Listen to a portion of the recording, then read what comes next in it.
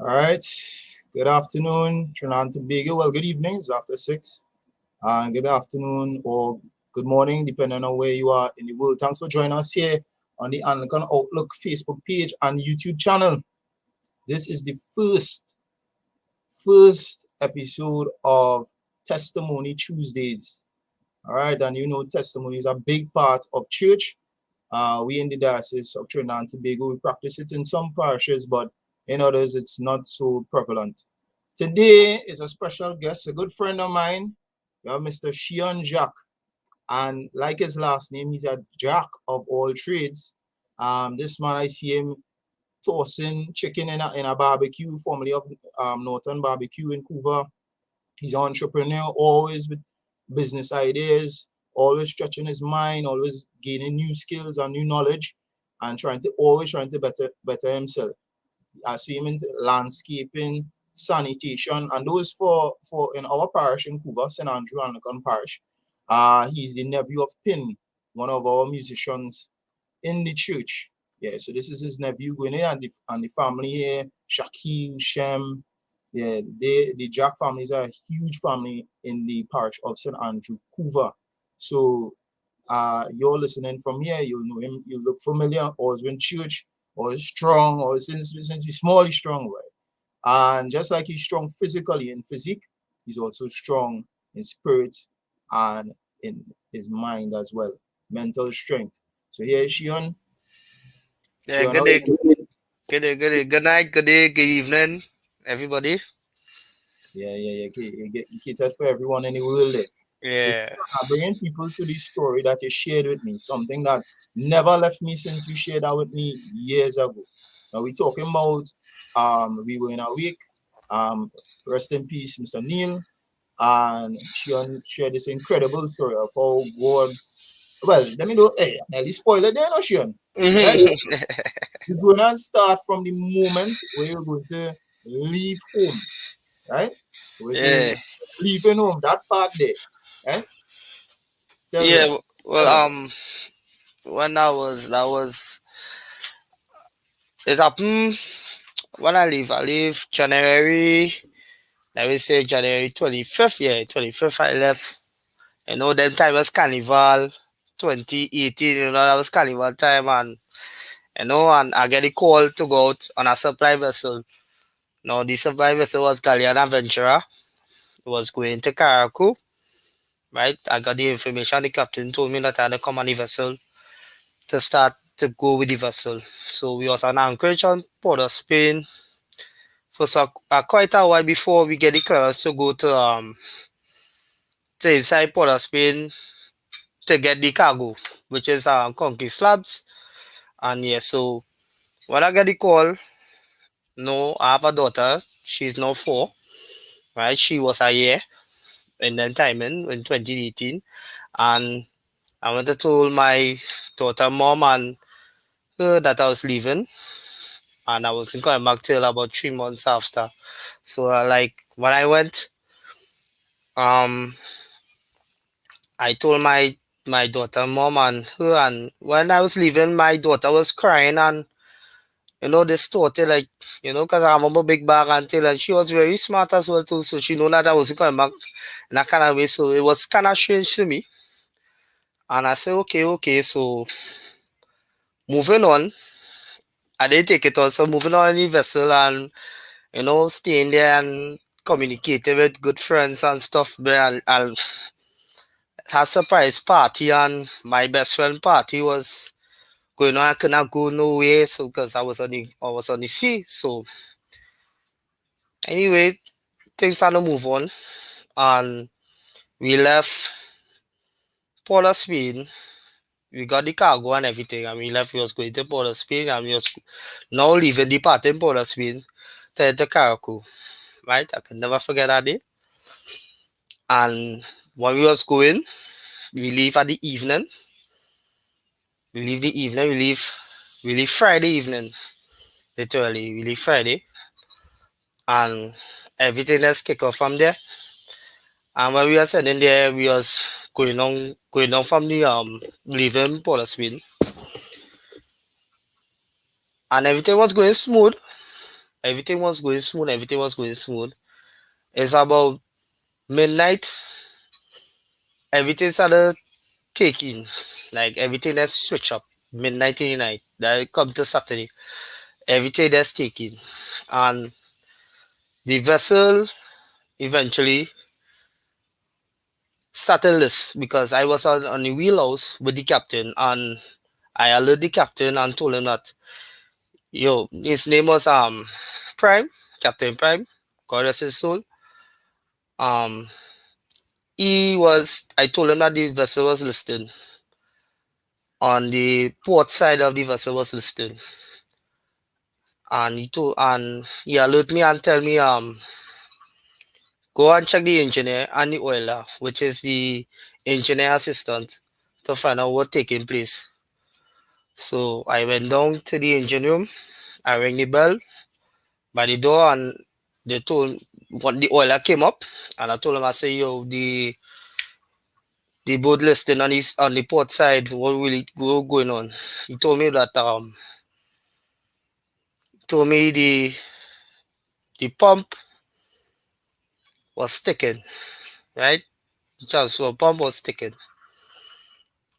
So I say okay. I say, oh, you working on this? Say yeah, they working on it. I say okay, no problem. So I went back up to the wheelhouse now. When I went back up to the wheelhouse now, I told the captain what taking place.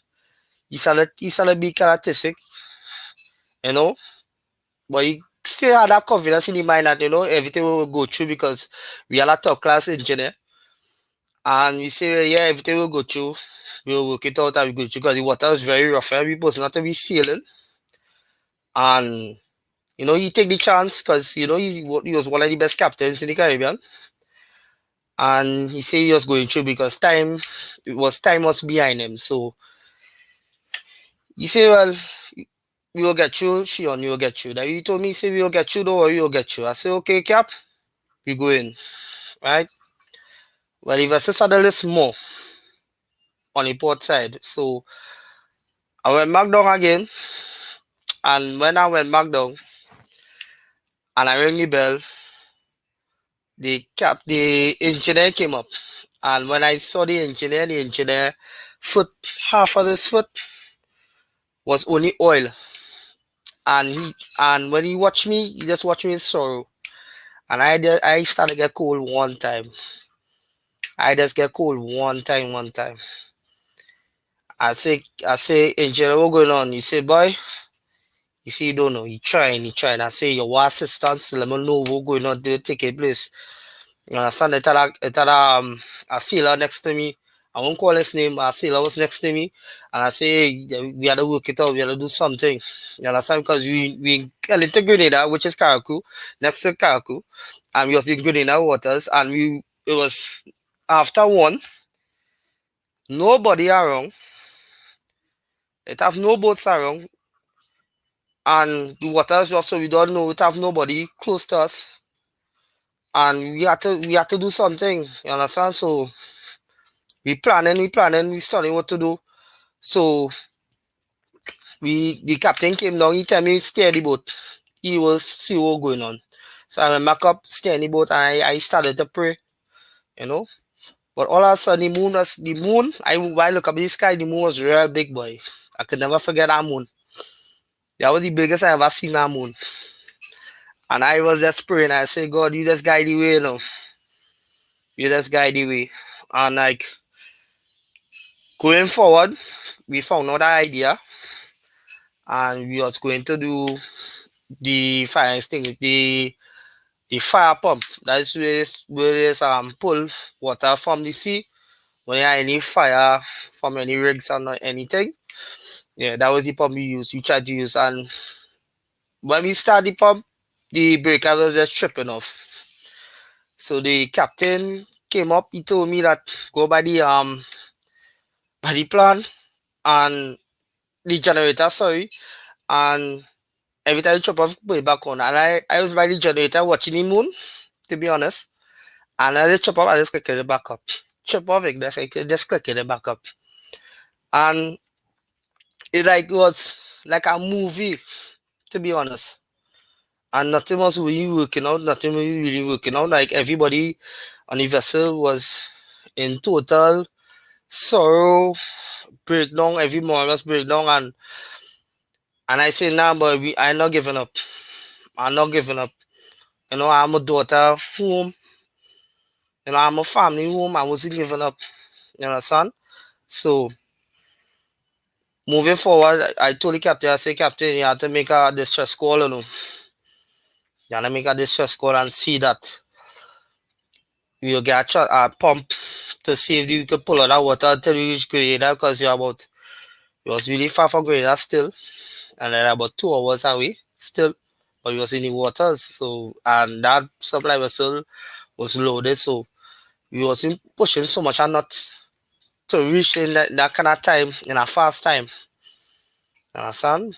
But the radar was showing that we was 2 hours away from Grenada, right? So we got the distress call, Norcos give us the assistance, see what going on to the satellite, so that next supply vessel was close to us was Sea Elizabeth 2. That's the name of the vessel here. That was close to us, about 20 minutes behind us, and come and they give us the chance pump. And when we get the chance pump, we say, well, yeah, everybody get motivated, like, yeah, we could save this vessel, you know. And we went down to the escape hatch, the emergency hatch on the starboard side of the vessel, because the port side, which is the left side, the starboard side is right side. If anybody don't know, port is left, starboard is right, right? So we was on the right side of the escape hatch and try to start this pump now. Water is very bad still, huh? So try to get this pump working. And the pump started to work. Well, the captain told me to go down with the next sailor with me, and we went down, and all of a sudden a big wave that's come and cut off the pump. All the current gone from the ship. The ship was ghost. It was a ghost ship. Eventually, no, it was a ghost ship. We can't save it again. So the vessel will give us the transport was close to us in case the ship was going to sink or anything. And the captain told us, come up, come up, come up, come up. So we come up down. Now the boat is listing further down, we ready to capsize. So we was at the edge of the boat. The boat was on this, like the boat was here and the boat was going like this now. So we was on the edge here by the escape hatch and we was on the edge here. Now, mind you, I had on my life jacket and I had to take it off because you can see my size, I was big, so I can't go down the escape hatch with that life jacket. So I had to take it off. So when I take it off and I'm looking back to get it, it was close to a concrete pile, right? So I had to think fast. I had to think if I could go fit or I can't go fit. You understand? And I know that could save my life. If the boat sinking, when the boat sinking, but if I need water, it could save my life more. Right? So but that's God. I always feel like God give me that knowledge to say, don't go for that. I mean, no matter I say, all right, don't go for it, I will fight till then you see. Because it was between concubines and the boat was listed. So I used my judgment and I used my head on this and I saying, you know what? God is telling me, my man, don't go for that, son. Let's just go forward, move forward. And when the matter I look back, I see this jacket that's clashed with two concubines. I say, Lord Father, no apologies. I say, Lord Father, if I did go for that, what would that would have be enemy, right? So moving forward now, the boat sinking, so we on the sea now, I have one black, I have another black long sleeve. I have not black, so I say, Lord, I am black here now. My skin cut up because of the barnacles of the boat. I say, hey boy, I bleeding here now because my adrenaline high. I know I bleeding because I'm feeling it. I say, boy, I want to hit a shark in this water here, boy. Because it's thousands of feet in this water. So I now swimming. I next to the engineer just balling on the place, balling on the place. He say, oh God, he daughter die, he daughter die. He had kids, he can't swim. And he have this like jacket and I say, bro, you're going to make it, don't worry, you're going to make it. You know what I'm saying? You're going to make it. You understand? He come at me and he try to hold up on me and go on top of me and I push him off. I say, hey, you'll kill me. I had a fight and I have no life jacket. You had that. You understand? You will be okay. You're above the water. You'll be okay. Now I had to fight this water. The crew was on the left side of me real far because current water just going all over the place. And I know how to fight it. Everybody had life jacket. I have none. You understand? And then the captain was stuck on the boat. I car and everything was just moving in a slow motion. I don't believe this. Everything was moving in a real slow motion. You understand? And I had a fight here in this water.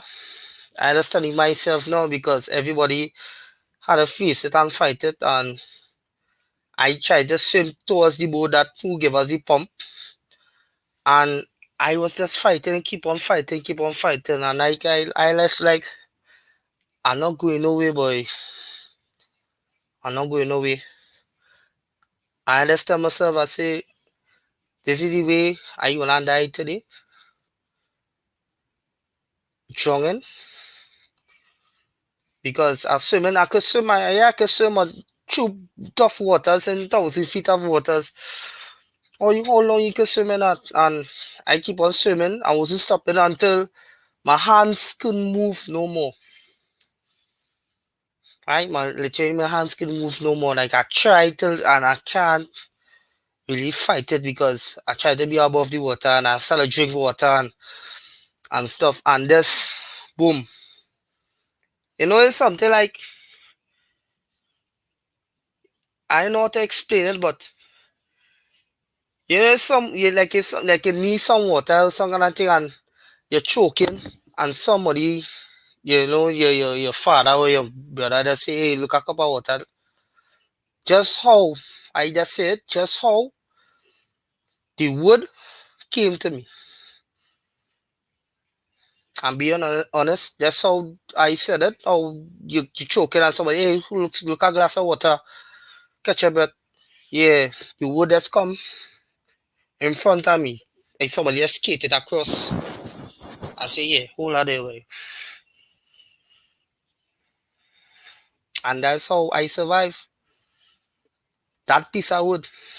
I hold on to that piece of wood and catch my breath and get back all the energy and moving forward. And when I reach to the crew with the wood, I get more energy. And I use the wood as a life raft with them fellas taking off their life jacket and put one in front and put one behind and we swim onto the boat. And this is serious thing, this is no joke thing because as you can see I get emotional as well too because it's still I just can't believe it, but I have to believe it because let me tell you something, God is real. God is really real. You understand? And when we reached to the boat, we could not find the captain was lost. So let me tell you something. If people don't believe in God, I hope who hear this testimony, God is real. And whatever people think they might go through, you just have to be above the water. And God will just keep you above the water until you stand up to your ground. And this how reality is. Understand? And that's why I believe that I leave everything in God's hands. Everything in God's hands. Despite what? You understand? And we reached to Grenada and everything was so fast and they treat us well. Grenada big up itself. Grenada Coast Guard. I always say that. They treat us very well. Food, drinks, give you a little to ourselves. Because we lost everything and we came back with my summer daughter, I break down in tears and summer daughter, summer father, so everybody, you know. see land and kiss you ground when we reach the airport in Trinidad. Understand? And I keep on moving. Understand what I'm saying? So yeah, that is my testimony. My first testimony to broadcast to the world. You understand? Because a lot of people asked me to do this and I was thinking about it. And when Kai came to me, I say, yeah, Kyle, I'll do it. You understand? Because I just want to show people don't give up on God. Don't ever give up on God. You understand? God is real. He will help you out through right out to the max. You may think that he will help you, but he will help you.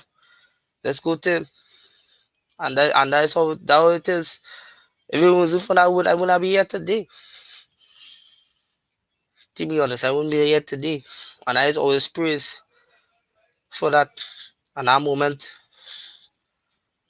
Understand? If I could have just take that wood and bring it and bring it to my hang it up on top of my room and say, yeah, this what God gave me. Understand? So yeah, that's my testimony. I hope all you can understand that God is real and the most high he's the greatest thing, he's the creator, he's everything. Alright. So Kyle, Yeah, yeah bro. yeah, right here with you, man. Thanks for that. Um, for all who joined in, thank you very much. Just gonna recap some of the most powerful moments of our testimony, but first off, I remember you telling me that when your daughter was crying, that is something she doesn't normally do. No. She's normally peaceful. You Yeah, see, yeah. even that was a sign before he even left the house. Yeah, it was a sign, yeah. Another thing was, how you say the mood of the ship changed as soon as everything was going good, and then Yeah, is yeah, like something an event happened where the whole I just call it vibes. The whole yeah, vibe of everything happened. It starts to just be dark, negative.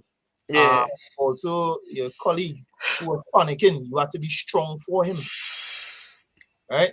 You have to have the faith for both of your um to survive, and that is something Christians do. Next thing is your instinct, and or people who say the voice of God talking to you when you were going for the life jacket, and something tell you, no, no, no, leave that, yeah, leave that right there. I assure it has so many people who are in the life now who could attest to that, where they were going to do something and something tell them, no, no, no, no, stay away from that.